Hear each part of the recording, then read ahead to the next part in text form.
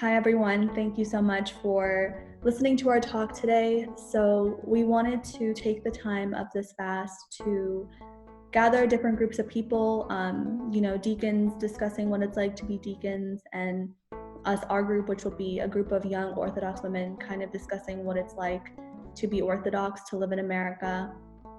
We all have very different backgrounds of what our experiences in the church have been, what our experiences throughout college have been. So this week of the fast is week 4.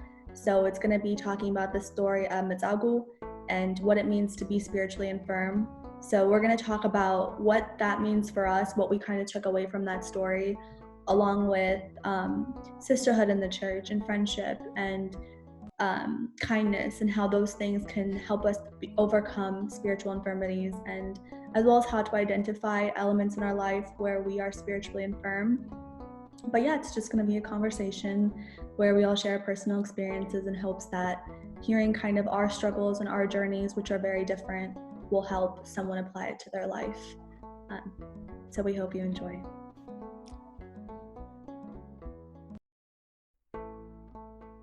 Mesague. The story of Mesague comes from John chapter 5, verse 1 to 25.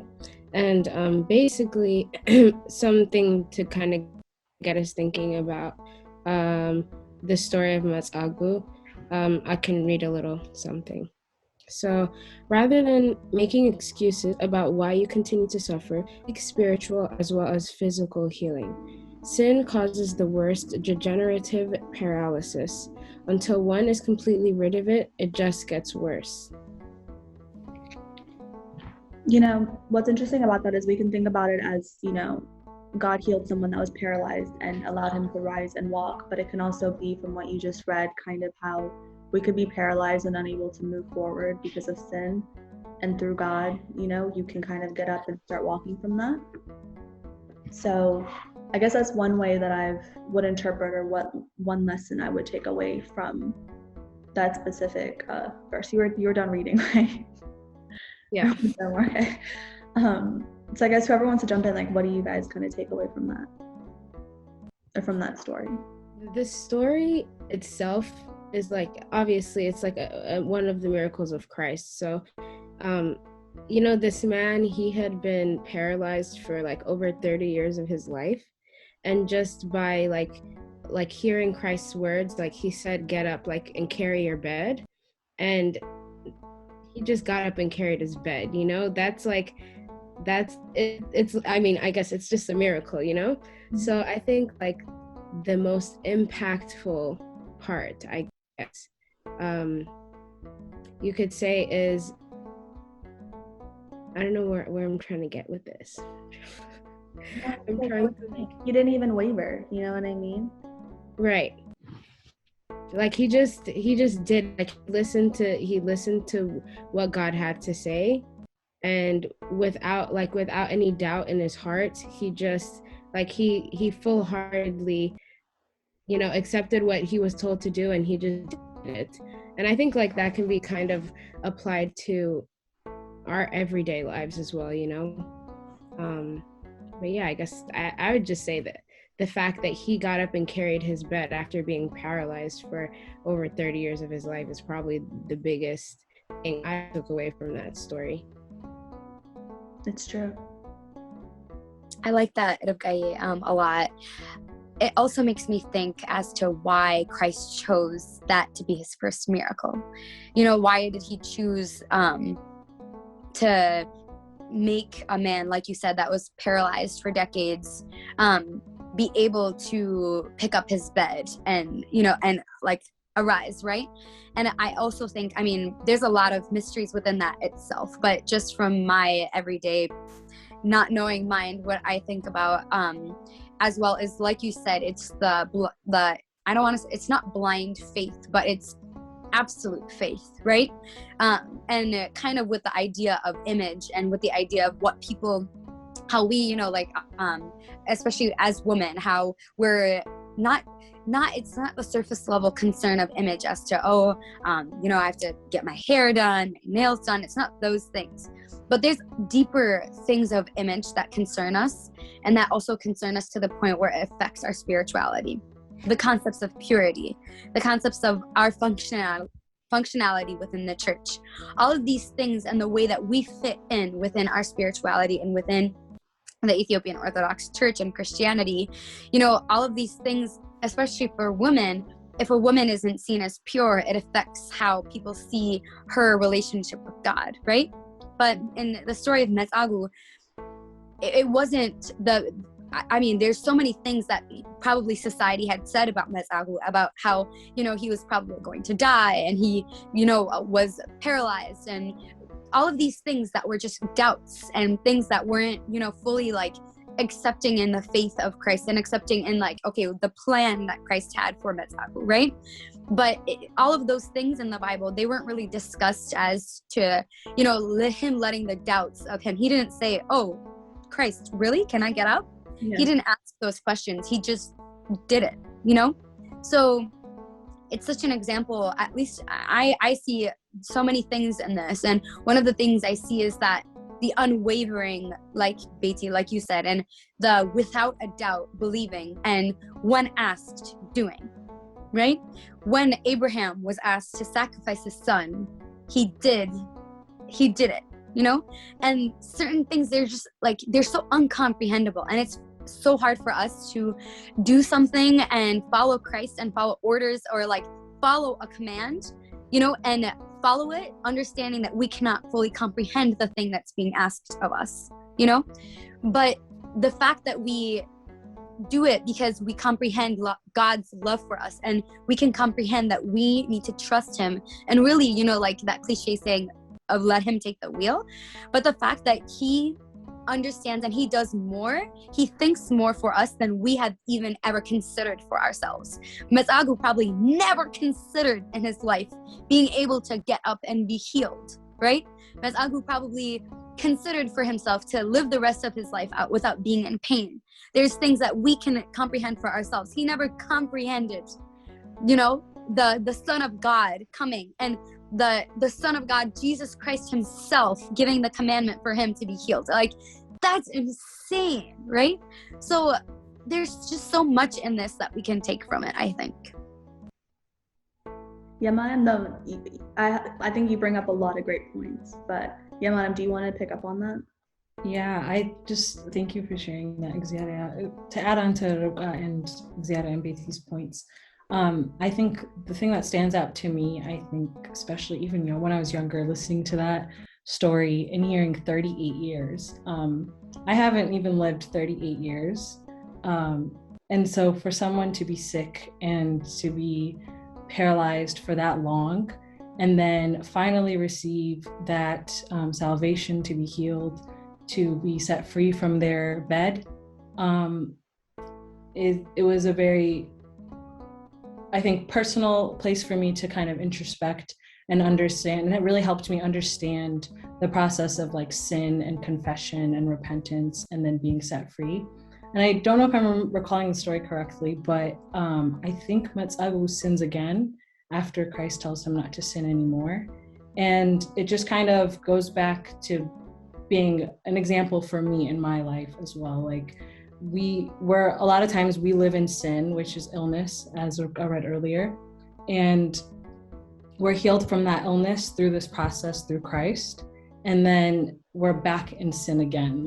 Although we've experienced the terribleness, we go back to it again. And I think that story is a good reminder of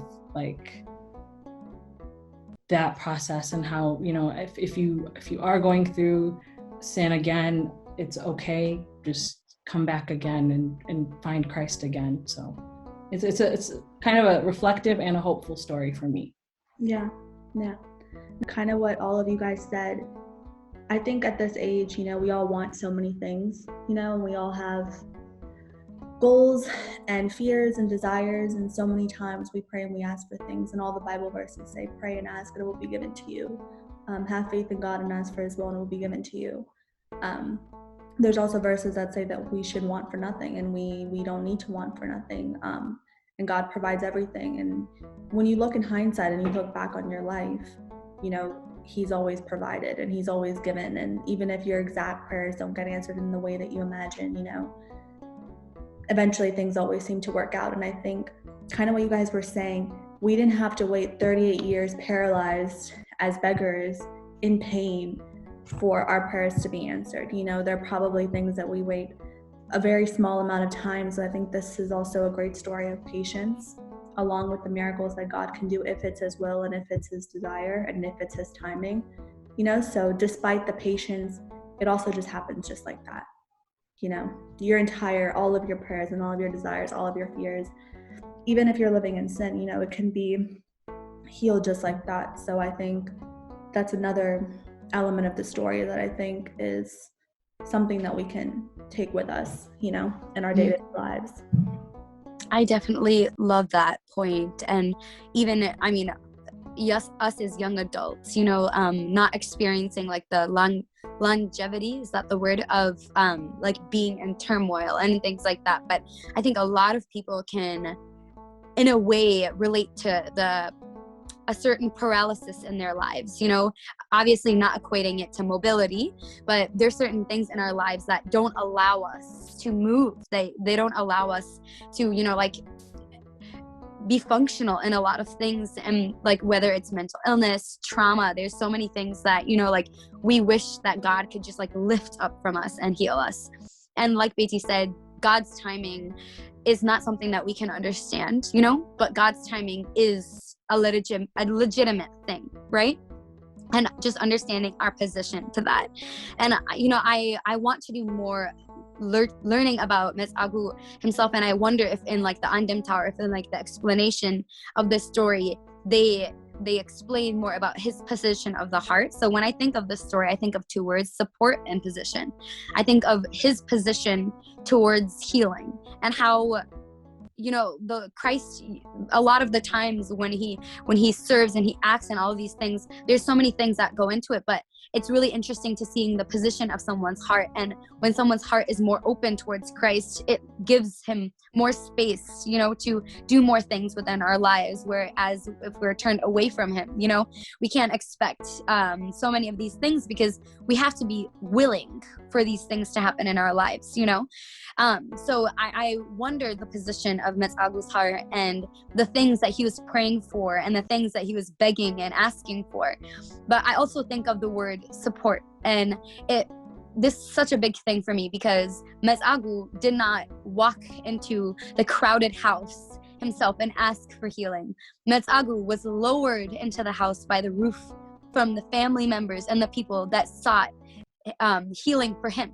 They understood that he needed healing as well, and they lowered him down, and they also, like, through the sweat of their backs and through them and their position of their heart and them knowing fully that he will be healed, you know, they put him in this crowded space from the ceiling, because there was no way to, you know, like bring him into the house. And that's just an incredible thing for me, because how many people in our lives have also wanted to lower us into the house of God so we can be healed, but we've seen them as someone that's meddling, or we've not understood what they've been saying, or we've not given our hearts, and we've not, you know, trusted them with our healing as well. I think God also places people in our lives that also want to heal us, or not heal us, but give us to God so we can be healed, you know, or give us a resource or show us a path that we have not seen, but we don't really have a place for them as well, you know. And in the Bible it says, if you can't love your brother, how can you love me, you know? And that makes sense in terms of independent healing. God did not make us heal independently or like be lonely in healing or salvation, if that makes sense.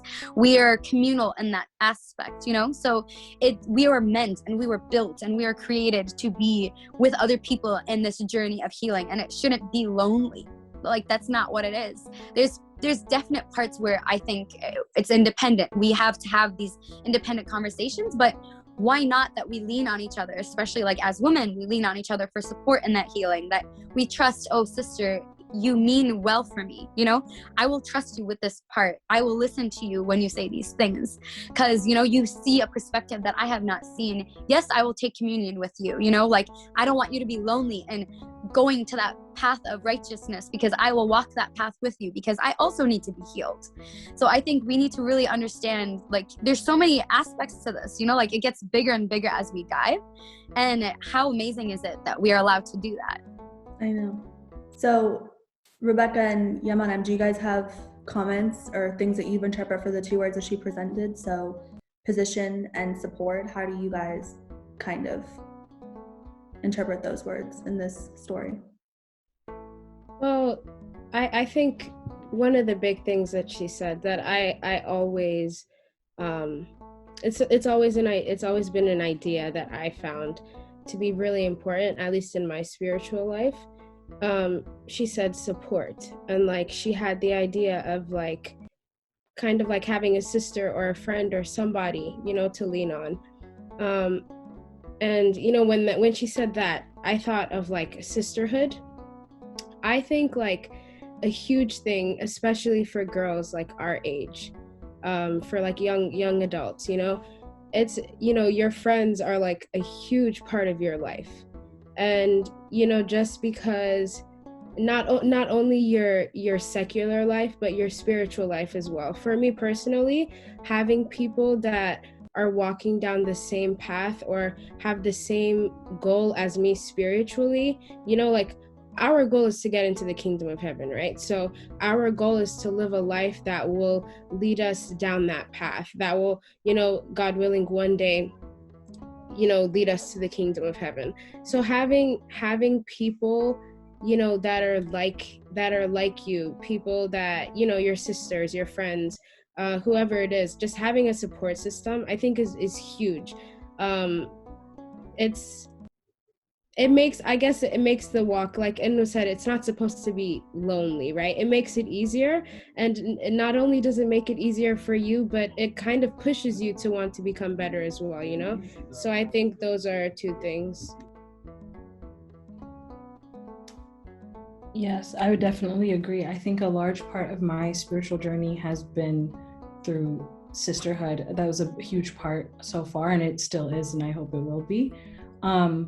I think, though, I just wanted to pose the conversation of like, how do we get out of the funk of like being spiritually lonely? Because sometimes we are in situations where we're I guess maybe like we take different paths than our friends, or maybe we aren't able to relate to the people around us anymore. And how do you navigate that while also maintaining that communal aspect and the support? I can clarify that question if it's not clear. And then another thing I wanted to say with position and support, I think as women, there's a lot of pressure from my perspective that comes just with being a woman, not because God said so, but because society said so. So I think that no matter what position we perceive ourselves to have, we have to always recognize that like it's always lower than Christ and lower than God. So and we're always going to be his servants. So in that case, I think compassionate support between women is very, very necessary. I think Xander brings up a really interesting point of like meddling and like kind of having like, you know, there's like I don't know how to describe it. I've experienced that where I've like seen someone give me advice or whatever it was, and I was just disinterested, maybe because it wasn't coupled with compassion, or maybe coupled with like an understanding for what I'm going through at my spiritual stage. So that just wanted to add that on there.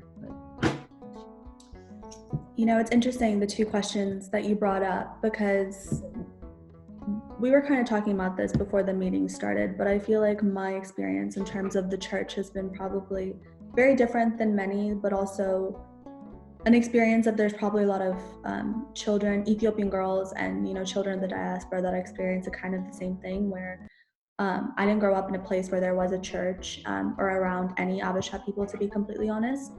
And I feel like there is that connotation in our church and within our community that our parents are not people that we can go to and we can talk to, and they don't understand what it's like to be young. And I think I am very blessed in that my parents are very understanding, and their life experiences allows them to kind of understand what I'm going through. I mean, it's very uncommon, I think, but I literally tell them absolutely everything. And even throughout my entire college experience, I didn't really have any Orthodox friends, and I like went through the peak of becoming spiritual when I was in college, which is probably the time, you know, most people probably grow up in the church and then kind of fall off when they're, you know, in their teenage years. But it was kind of the opposite for me, and how I got through it beyond having a spiritual father was just my godmother and my mother, in terms of asking for spiritual guidance, being completely honest in my struggles and sharing them with them, and not being met with judgment, but kind of being met with both of them, giving honest experiences of where they've fallen, how they've stood, how they've withstood certain temptations. And then kind of an advice that I've gotten also is that religion is lonely. You know, it's not meant to be this completely comfortable and great experience. We're not supposed to have so much fun. 90% of my undergraduate Friday nights were spent alone in my dorm, which is I'm thankful for now. And I think there's an element to it where parents, you know, if you don't create an environment where your children can come to you to feel like they have that support, they're not going to. But I think a lot of us probably underestimate our parents, and I could not have gotten through the last years, like the most challenging part of my life, if it wasn't for my mother, who I told absolutely everything to, and who's a very spiritual woman in herself. And all the advice she gives me is not always coupled with compassion, the way that you talk about it. I think some of the moments it would have been nice if I was met with a little bit more compassion. It was more of like, I'm going to tell you the truth and this is what it is. But to kind of address your other comment, she also talked about religion to me as a child learning to walk. So she would kind of talk about, you start off barely even being able to sit up, and then eventually you kind of start to crawl, and then you kind of start to walk, but then you still fall. You know, no child just walks for the first time and is like running around, you know what I mean? They fall down a couple of times. It's not a linear process. And from what I've understood, most of us finish our life still walking and falling. You know what I mean? Very few of us are walking upright. Very few of us are running. And in all things, and I guess this can kind of lead to more of like the parents' conversation, or they can answer your question, but it's kind of, if I want to pick up a new spiritual strength, or if I want to kind of pick up something that I think is a sin or something I want to work on based on a conviction that I have, and a lot of things that I've like wanted to do have been earlier than she would recommend, just because of, like I said, the guidance I've kept around me have been older women, you know, not necessarily young women. So women who have lived their lives, kind of gone through this process, and then seeing how they live, I'm like, oh, I want to be like you. Or, you know, so many of my idols, or the last few years, like so many people I've looked up to would be, you know, saints like Arsema and Esther and Ruth, and just reading about all of them and learning their stories, and I'll see how they live, and I'm like, oh, like I would really like to do that. And then I would kind of get a conviction, but it's one little thing at a time, and never met with like, you know, guilt or anything. If I can't do it, it would just because I wanted to, you know what I mean? So I guess, I don't know if I answered your questions fully, but I think that's how we should approach, personally, at least personally, that's how I've approached spiritual growth, and kind of overcame the loneliness of being young and living a very different life than a majority of the world, you know what I mean? But do you guys have anything you want to add to what anybody has said so far? I think Xaria or Rebecca, I don't know which one of you were back at. Rebecca, you want to take it?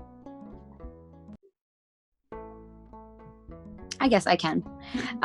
So Beatty, I have a different experience than you. I think growing up within the church when it comes to like loneliness and things like that, and to answer the great questions of Yamarim as well. So I grew up in a very like crowded Sunday school, like obnoxious, rambunctious, like not in a negative way, you know, but there was just always like something to do, some conference, like that was just my life, if that makes sense. So the loneliness that I felt was like I felt like I was, and I still sometimes feel like I'm living like this Jekyll and Hyde life, you know, like this just like two-faced life, you know, like when I go to school, it's literally like and the community that I grew up with here, like at school, my secular life, just white people, you know, like there's maybe like I was maybe the one Black person in any of my classes when it comes to like the secular, like, you know, labels of things. But then there was not many, like, even Christians, you know, so like even when I would pray before food when I was younger, like people would just look at me funny, you know, and it was just extremely difficult to navigate that, like, to like life and just like type of a thing, you know. But just to kind of relate to what Yamariam was saying of, you know, like as you grow and the circles that you have, you know, like how do you navigate still being able to have friends or a community, you know, and then but that community still has to be functional and giving you a stepping stool or like helping you grow in your spirituality, if that makes sense. And I'm still learning, but the things that I'm learning, if I was going to share what I'm learning, is that the communities that don't aid to my spiritual growth unfortunately had to be shed off. The weight of that had to be let go. And that's probably one of the hardest things, and is the hardest thing that I'm doing in my life. It's even the people at church, like, you know, and the people that I grew up with, I have baby pictures with, you know, a lot of those people, they're not necessarily helping me grow. And I feel like I'm being like weighed down by just like the things that I feel like I outgrew, not my friendships, but I really am hesitant to say, but I feel like I outgrew some of these connections because, like Yamariam said, our goal in life is different, you know? So maybe some of the connections I had at church, yes, we grew up in the same Sunday school, but now their goal is to come to church once and that's the end of it, you know? But I want to do more because I want to grow more. And like Betty, like you said, I want these skills. I want to, you know how little kids have motor skills and they learn how to pick up balls. Like I want to learn how to add skills in my spirituality, my spirit. I want it to grow and be able to run, you know? But I feel like sometimes that some of these connections I have, they might seem proactive, but they're not, you know? They might seem like they're helping me grow, but they're not. You know, they're taking more from me, and there's no wrong in you giving in a relationship. But when it's to the sacrifice of your growth and your spirituality, if it's stunting you, the way that I'm discovering a lot of things are stunting me, I have to shed that weight. And it's so painful, if I'm going to be honest, shedding that weight, because those are connections that I've made in my life. Those are people that, you know, like I lean to for support. But when I lean to them to support me, they're not supporting me to be closer to Christ. They're supporting me to lean on the values of the spiritual world that are takarani. They're like opposite from the things that my church is teaching me. And it keep at a certain point, like, I mean, there's specific instances in my life where I didn't recognize myself. I was like, what? Like, what am I doing? All of these muscles I built, they're just like mush right now, you know? Like, I didn't recognize how I responded to things, you know? Even reactions, it doesn't have to be like you go out and you do something crazy, but certain things I used to have patience for, I no longer did, you know? Certain things that I would, in my head, that I would have prayer and meditation for, I no longer did that, you know? And it was because I wasn't growing, and it was because the connections I had, it's not that they're bad people, but they're not for me, you know? So I think that if we understand who is the person that will lower you into the house, you know, who is that person that will fight tooth and nail and through the crowds to help you get healed, and the person that you also can do the same for, I think then that is a good thing, if that makes sense, you know? And with the loneliness, like I said, I have no background in anything I'm saying. This is all speculation, right? But the loneliness towards the path of Christ, there is a loneliness to it, but I also think that loneliness is miscommunicated in a lot of things, because a lot of the things that I thought I could do by myself, I couldn't, you know? A lot of the things I thought I could get myself out of, I couldn't. I could not in any way, shape, or form read the text and make it relatable to my life in certain instances. I needed the spiritual guidance from my spiritual father. You know, I needed that 3-hour conversation. I needed that conversation with my mother as well, Betty. I also have a great relationship with my family as well, you know?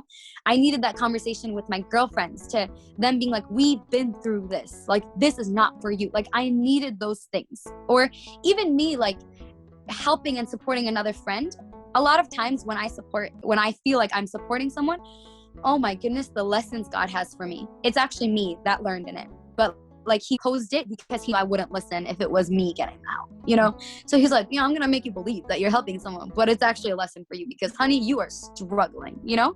So I think us having someone, just even one person that we can be like, wow, like my spirit is anorexic, like my spirit is crawling right now. What is a behavior that me and you can do that you can help me and I can help you? Because right now, like, I don't know how to, like, I'm not praying right now. I need you to make sure I wake up at 5 a.m. and I show up at church. I'm present at church. I want you to stand beside me and I will stand beside you. And we will look up the passages as they're being read. We will make sure they are into our lives, you know, like your communion gang. I love my communion gang because they remind me like, hey, we didn't take communion in a month and a half. It's about time, you know, like what if something happened to us in this month and a half, you know? So I think this type of like communal, just like support to one another, it's not that loneliness doesn't exist, but it's shedding that like that assumption that we have to be alone. The disciples were together for a lot of their lives, weren't they? When they learned they were together, they weren't separate. When they were with Christ, they sat together and learned together. And our youth were learning together. But when the disciples went and served, right? And they had the adequate amount of information to go and independently have their own journeys, then they split up, if that makes sense. But it's not saying that the time they spent together wasn't important and it wasn't crucial to the growth of their spirituality, if that makes sense. So I think in this part, we can mimic things in the Bible, such as like the apostles, and we can use one another in order to get that teaching from Christ, you know? And the loneliness, it will come because it is a phase. It is a step in our spirituality, but I don't think that we need to seek it right now, or we need, you know what I'm saying? We don't need to do that, if that makes sense. Anyway, sorry, I spoke a lot. Just got inspired by what you guys were saying. Rebecca? Okay, so I guess everybody else kind of touched on their own experience. So I'll just go ahead and kind of like talk about mine, I guess, and kind of relate it back to what we were talking about. So for me, my whole family is spiritual, I guess you could say. So I've never been far away from the church, but for a lot of people, I think for a lot of people, it's hard for them to believe that like I really don't feel like I was actually like, I guess you could say, close to God in a sense until I was maybe in like my junior year of high school, maybe. I attended Sunday school, and for a majority of my childhood, I lived in Ethiopia, and I used to go to Sunday school in Ethiopia. And my father's a priest, so he like teaches us all the time. So I always had that kind of, I guess, I had that spiritual. I had the background, I guess you could say. I had like people teaching me. I was always learning and stuff about church, but I never really, I guess I never really like, I never really appreciated, I guess you could say, like my religion, or, just my faith in general. It was just kind of like it was a routine kind of thing. You go to church on Sundays, you have Sunday school, and then you live the rest of you have the rest of your week at school, and then you come back on Sunday. And it's I think it was mentioned this, Xaria, or it might have been Beatty, but like it was kind of like I had my school life and then I had my Sunday church life. And for a large portion of my at least like teenage years, I would say that's how it was for me. And then I know Yamariam knows this. I met like a group of girls. I went to a conference and I met a group of girls in a conference that I went to out of state. And it was the first time that like I when we moved back to America, there weren't a lot of teenagers in my church. It was just me, my sister, and a few other people. So it was still kind of the same thing. We were surrounded by a lot of adults or a lot of kids at my church. So I still had that, like, go to church on Sunday and then, live the rest of your, like, live your school life or your secular life the rest of the week and then come to church again. But then when I met these girls, I finally, like, I don't know. It was like, I guess it was like a spark. I don't even know how to describe it, but like that was the first time when I saw people, like, I felt like I wasn't alone. Like there were other people like me, my age, that, and like I knew where I came from. Like I lived in Connecticut, so it was not a lot of people that looked like me in my school. So when I went to this conference and I met a whole bunch of people that were like me, that had the same faith as me, that were like my age, it was inspirational. It kind of like pushed me to want to be closer to God, not just by going to church on Sundays, but like actually, wanting to become a better person spiritually, I guess you could say. And as time went on, like as I got closer to more people within the church that were my age, and I started to develop this support system and like people that can hold me accountable for my actions spiritually, I think it did push me. It pushed me in the right direction. Obviously, I had to like let go of a lot of the people that I called my friends or like, my support system before that, because honestly, like living two lives, you can try it, but you're gonna get pulled one way or the other. You can't like you can't live both lives. So I think after I had that support system and I had people told me accountable, it really did kind of like help me grow. It was like kind of like you guys were saying, like that stepping stone to another level of my spiritual journey. And I still struggle with that today. I don't think it's something that anybody can say they've accomplished this, because you're always going to be like pulled back. You're always going to have that you're always going to have like the thought in your mind, like, what should I do? Like the kind of, you have to choose the right path basically. And it's always going to be something that you struggle with your entire life, but honestly, like Anu was saying, it like, you have to do it, even if it hurts, even if it's something that you don't want to do, even if there are people that you don't want to let go of, or like things you don't want to let go of. It's something that is kind of necessary, I guess you could say. So yeah, I guess that would be how I'd relate my personal experience back to this, if it kind of answered a little bit of what Yamaram's question was. Can I add on real quick? Yeah, I was waiting.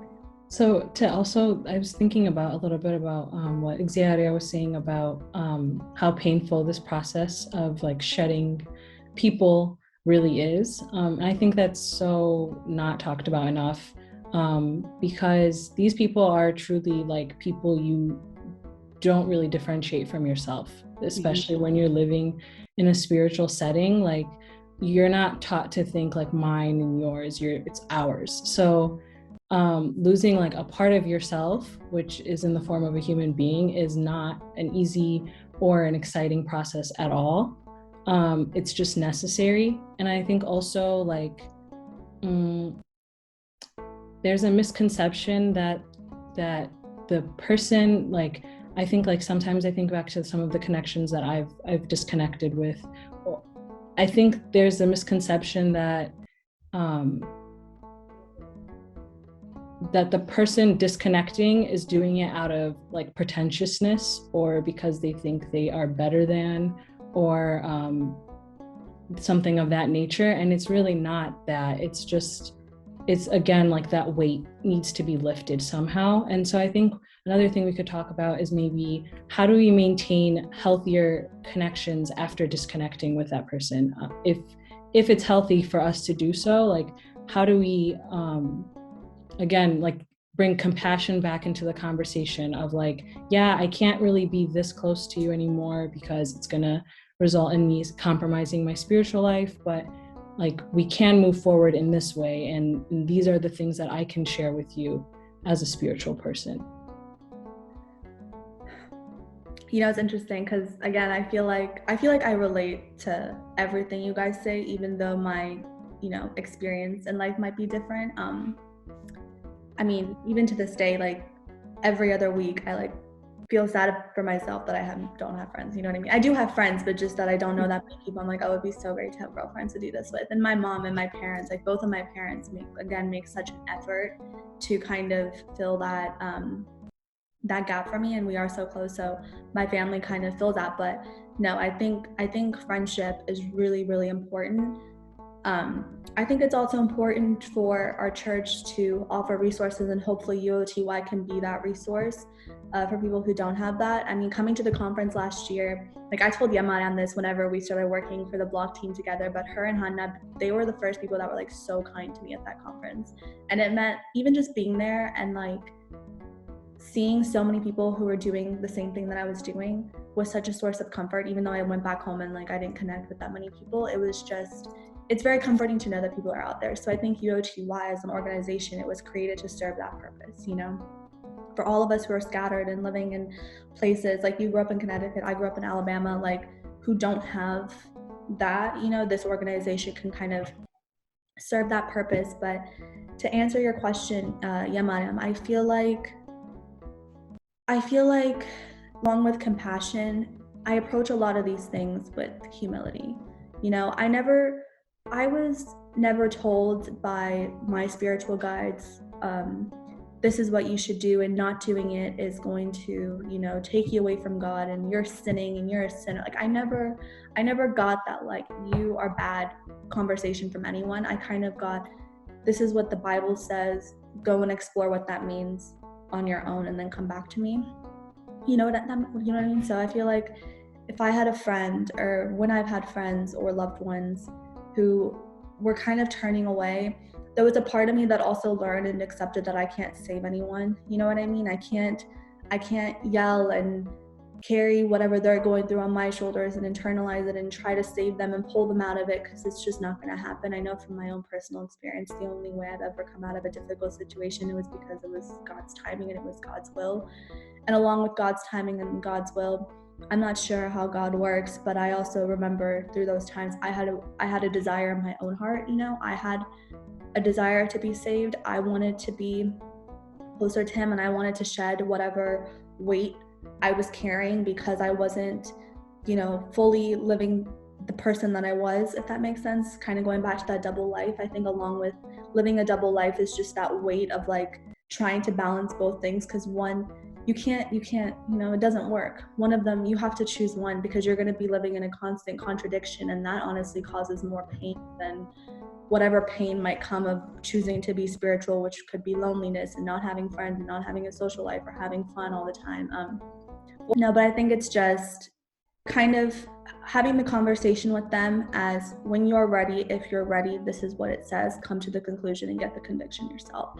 I personally never tried to like force somebody to do something they don't want to do. A lot of times where I've been very honest, like brutally honest, like this is what the Bible says, with someone that I'm close to, it's turned to them feeling scared and then resisting and being upset. So it's just kind of remembering where I came from, which was, it was an experience between me and God, you know, and I let them have their experience with me and God. And before I let someone else answer, one really key important thing, when I'm supposed to say something, I feel it in my heart. You know what I mean? Like if you're supposed to be there for someone, offer them something, the words kind of come to you.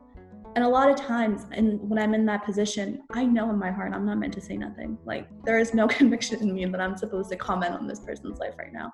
And so in those moments, I don't. So just try to be God's hand when I can, and if it's only when He wants, you know what I mean? I'm not the one that's the savior, you know, He is. So it's kind of how I approach it. Exaria? I love this question. We're getting so deep, and I'm like, it's crazy. Okay, so Yamariam, just to reiterate your question of how do you sustain a connection or the connection that you have with that person in a benevolent way, and not like still have like animosity, hostility, like all these things between them. I can only answer from my experience, and my experience has been either two things. Either one, the relationship, the light of the candle has just, the wax is just gone, if that makes sense. And sometimes that person might make a comment like, oh, like we're not as close as we used to be, and things like that. And in that instance, I wouldn't be like, that's for a reason, or like something like that, right? But understanding that God also aids you in pulling away the people that are not adding to your growth, right? And if you are meant to impact each other for that specific event, then it will be for that specific event, because it will feel like nothing in your life is compatible to make you guys connect like for a sustainable amount of time. Like I have a lot of friendships where I'm like, wow, I wish I could be even more friends with this person. But I always realize there's a reason why God didn't put them in my life permanently or semi-permanently for certain things, because he knew that it was most impactful for us to be together in this instant, So like understanding the types of relationships you have, and it's not to say that a relationship is not deep because it's for a short time. It can be like, there are times that I'm like, I've only interacted with this person like in the highest crises of my life, but for like the mundane everyday things, I don't have a relationship with them for that. And that's okay, because like it serves the functionality of that relationship. But if there's a relationship in which I needed it to end and I needed to make that move in order to make it end, I am always not apologetic, but I always like to apologize. It's a lesson that I've been taught by my spiritual father is, if a relationship ends, apologize for the things that you wish you could have done differently, but have an open conversation in saying like, it's okay for our relationship to be in a different way. It doesn't have to be to this magnitude. And it's so hard having that conversation with someone. But I think if you can't have that conversation, at least having it with yourself, and then always putting a positive energy towards that person, not ill wishing, or even in the way that you talk to them, omitting hostility from your end, because it's very hard for someone to converse in hostility with you if they're only getting positivity on their end, on your end. So trying to be positive and trying to like be good in the way and the things that you wish in your mind, so the first step, if I don't feel good towards someone, it's very hard even in my thought to feel good towards them, like that's something I really struggle with. I'm not saying like, oh, I wish you fall and break your neck. It's not like that, but sorry, I'm being graphic, but it's, like, I don't know. It's just, I don't have good energy when I'm around them, So I think first, understanding that you can pull back, but then working on yourself to have good energy towards them. When you see them at church, being kind, saying like, hey, I hope you're okay. Like I'll think of you in your prayers. Please think of me in your prayers, like these interactions are okay, and then understanding also, I don't know. I've been taught to seek transformational relationships and not transactional ones. And a lot of times people want you for a certain thing, or even you want someone in a transaction, but not in a transformational way. There's relationships that I have that we only connect for like work or something like that, or like service, but it's not like I'm taking from them and they're taking from me. It's we're transforming service together or ourselves into service together. But there's certain ones that they're very transactional, like come for this birthday party or come for this thing, like you get together with them just like for like the seeing part of the world, like the picture, this, like these types of things. When you walk away, it's like, wow, like did I gain anything? Like you kind of don't feel like, I don't know, like there's certain times the relationships that I have that I'm trying to have, at least in my life, like when I walk away, I'm like, oh my gosh, like that was so amazing, or like, wow, like I wish I could talk to you more, like Yamari, I'm like wow, 6 hours went by, I didn't even know, or like, wow, like Yamari, I'm so amazing, like thank God for the impact that she has in my life, like that type of a relationship, instead of being like drained when you talk to them. There's certain interactions that it's like draining to have conversation in that interaction, and that maybe is because God did not mean for it to be for you, and it's not because they're bad, right? But it's just not your shoe. I don't know. And that's also my speculation. And there's probably a very big theological way of looking at this, and I'm probably wrong in a lot of ways. But I'm learning as I go, and this is what I've learned in this stage of my life, if that makes sense. Rebecca?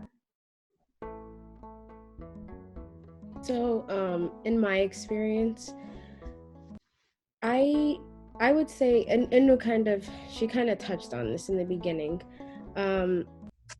For me, I think I guess you could say I've been blessed with the fact that when I had to cut certain ties, it was, God made it easy for me in the way that it just kind of happened naturally. Like Inu said, like she used the metaphor of the candle, right? The wax, just like it's just gone eventually. And like I realized once you, like, there's something my dad always tells me. He says, like, Christianity is not just a religion, it's a lifestyle. So once you really try to start living by, like, once you start living by that saying, like you try to truly live like a Christian lifestyle, everything that you do and all the interactions that you have, and the places that you go, the things that you watch, everything in your life kind of just like it goes down the same path, I guess you could say. So for me, when I tried to start, I guess you could say, becoming more spiritual in a sense, I just didn't have things that I could no longer like connect with certain people anymore. Like there's nothing that we can really bond over, like the conversations would just, it's just not, it's just like you just don't find yourselves doing the things that they want to do, or like going to the places that they want to go, or having the same interests in, having interest in the same things. So I feel like a lot of times, and Inu basically said this, she said, like, God, he really actually does, he finds a way to kind of pull you away from the relationships that he does not intend for you, So I feel like for me, that has been the experience for me. And that doesn't necessarily mean like cutting somebody off like completely.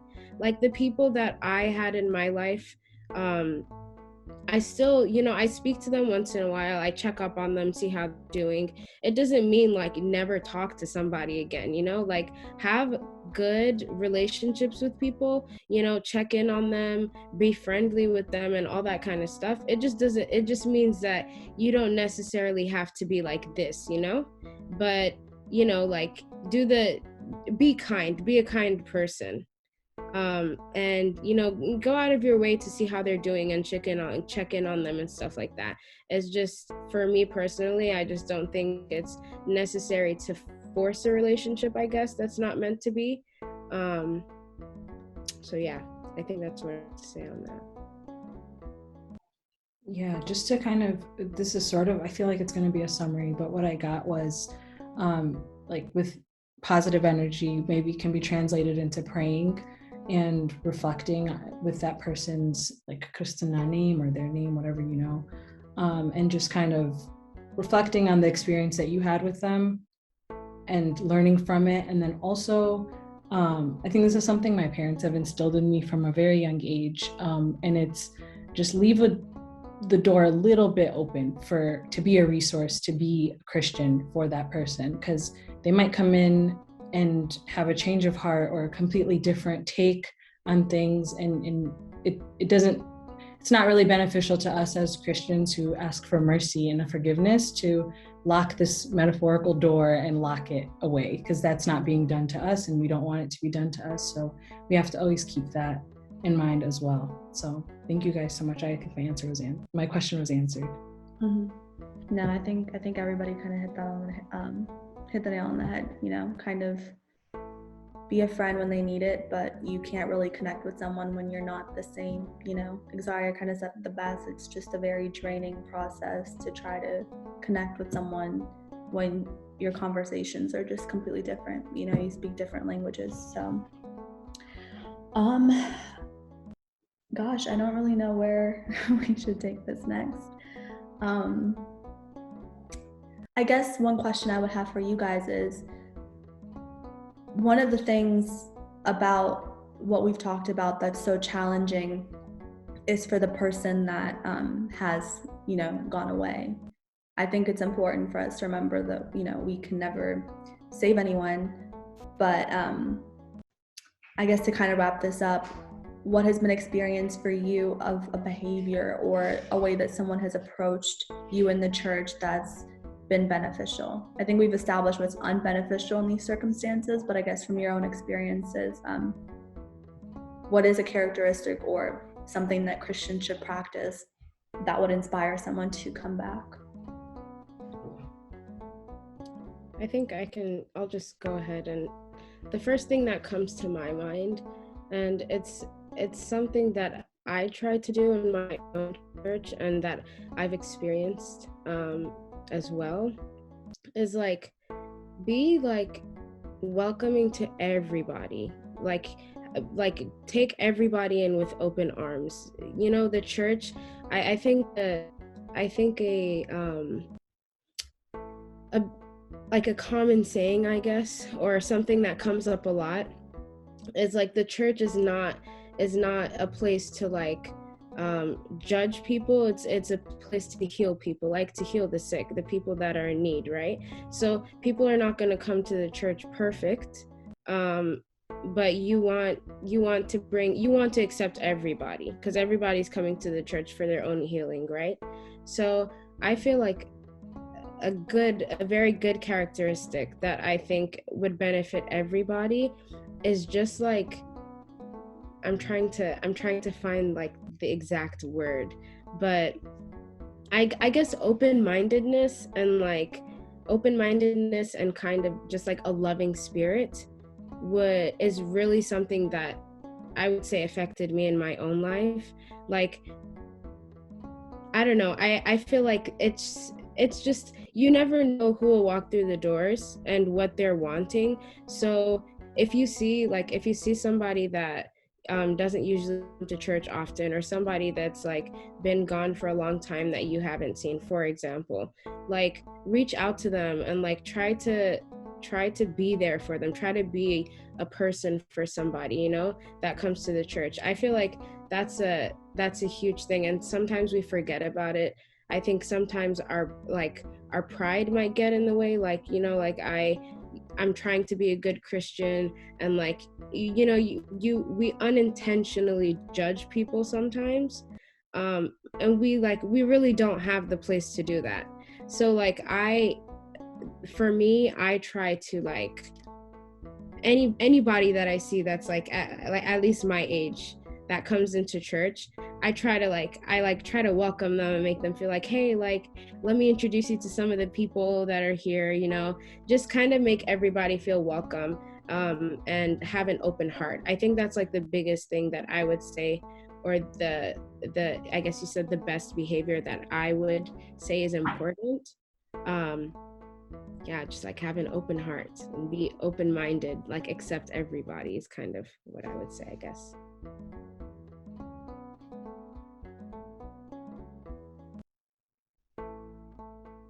I was gonna say, yeah, Mana, do you want to go? Do you have any thoughts? Sure. Yeah, I would say, I think my freshman year of college, when I came, I remember being really nervous because a big part of my life was church, and I was moving 3 hours away from home. So I was really, really nervous, and I found a Coptic church, thankfully. And some things that I picked up from them is their consistency. My specific parish, they are very, very consistent with the welcomingness. So that goes a really long way. There were times where I was a very lonely college student, just separate from everything that I was, sheltered from. And that consistency and that always checking in and always offering things, that went a long way for me. And so I know now that in the context of church, I have to thrive to be that person.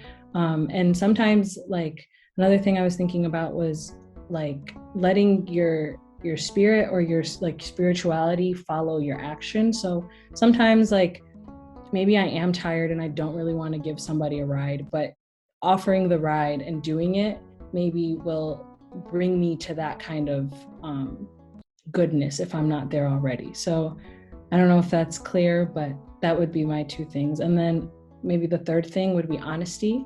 Rivka mentioned earlier the conference, and I think one of the things that helped us like really relate at that age was that we were all open and vulnerable. We weren't pretending to be any more spiritual than we were, and we weren't pretending to be less spiritual than we were. Like we were very confident in the positions that we were in and open to sharing them. So vulnerability also goes a long way. Sorry?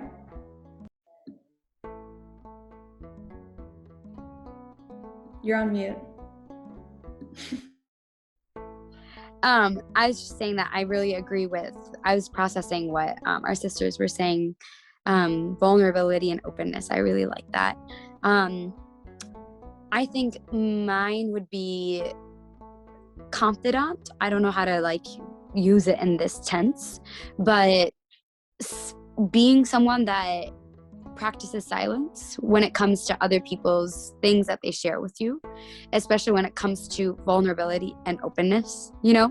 So if you are being open to someone and you're allowing, if you're being vulnerable, but you're allowing others to also be vulnerable with you, being a safe space for people. And that doesn't mean that like you have to do with the information that's being given to you. A lot of times, people just want someone to listen, you know?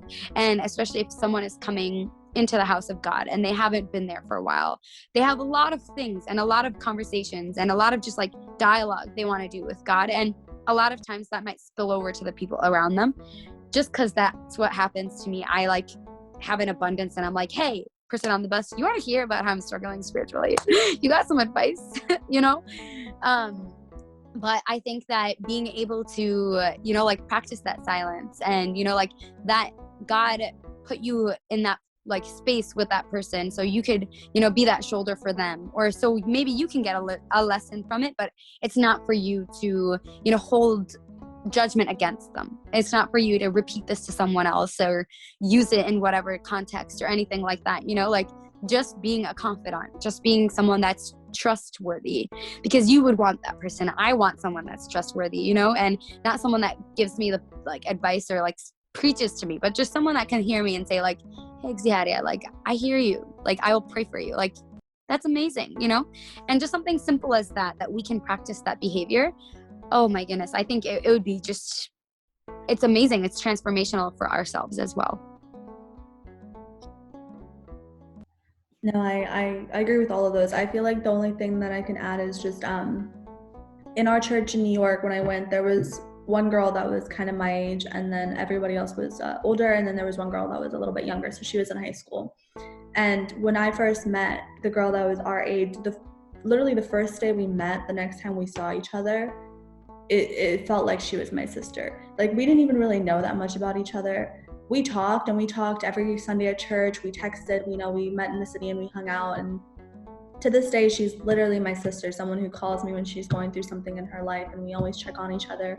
But I really don't know like everything about her. It wasn't a relationship that was established through years and years and years. It was just, we met at church. I'm also a very shy person. When I don't know people, I will not talk. I really won't. You would kind of have to talk to me.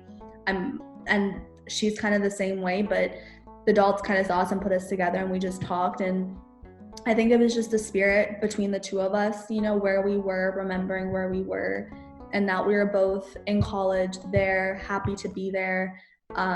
We knew that we believed in the same thing, and that was kind of the only thing we needed to establish to be friends.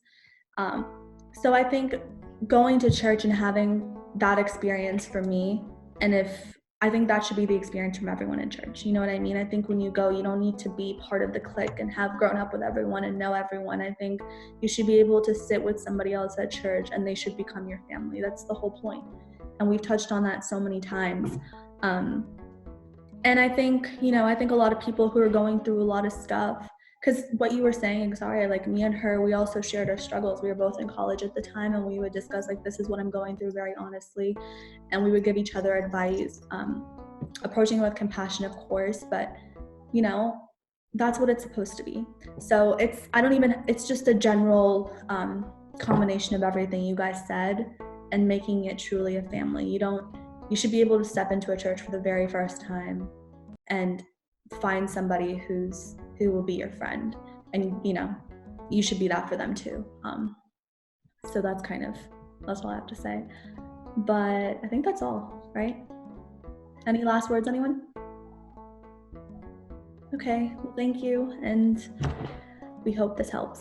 All right, well, that's going to be our talk for today. We hope that you guys enjoy, and we hope that you got something out of it, and one of our experiences resonated with you. I think we addressed that there's so many different experiences in Christian women and Christian people in general, and how through all of your different experiences, whether you're surrounded by friends or lonely or struggling or living a spiritual life, you will always have God to kind of, allow you to pick up your mat and keep walking. And that's a promise that we can all take with us for the rest of our lives. So thank you for listening.